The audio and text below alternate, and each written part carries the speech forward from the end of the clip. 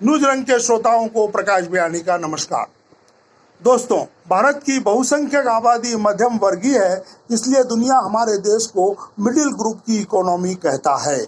यह इसलिए भी कि मिडिल क्लास वर्क फोर्स ही देश बनाती और चलाती है।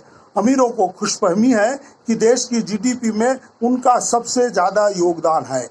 उनका योगदान केवल पूंजी है। बिना मिडिल क्लास वे और सरकार कुछ नहीं कर सकते। यही नहीं, गरीबों और अमीरों पर कोई राजनीतिक दल भरोसा नहीं करता, क्योंकि गरीबों के वोट खरीदे जाते हैं और अमीरों का दर्शन है जिधर दम उधर हम।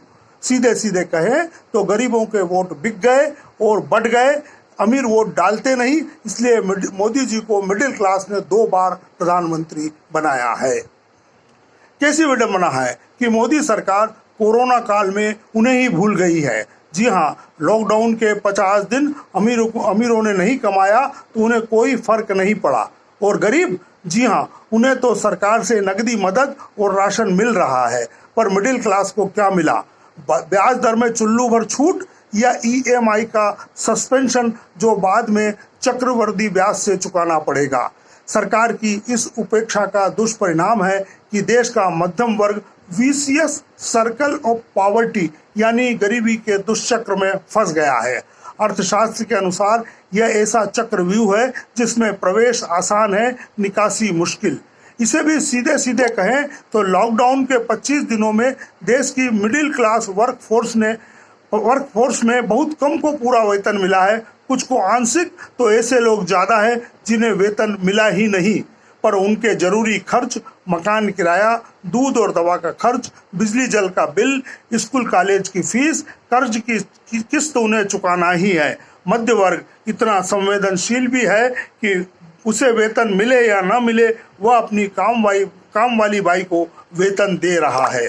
बिना कमाई इस खर्च को जुटाने के लिए मध्यम वर्ग के पास एक ही विकल्प है कि वह कर्ज ले, और दोस्तों, यह कर्ज ही गरीबी के दुष्चक्र का प्रवेश द्वार है। अब जरा एक नज़र मिडिल क्लास की कमजोरी और ताकत पर भी डालें। उनकी कमजोरी है वह भीख नहीं मांगते।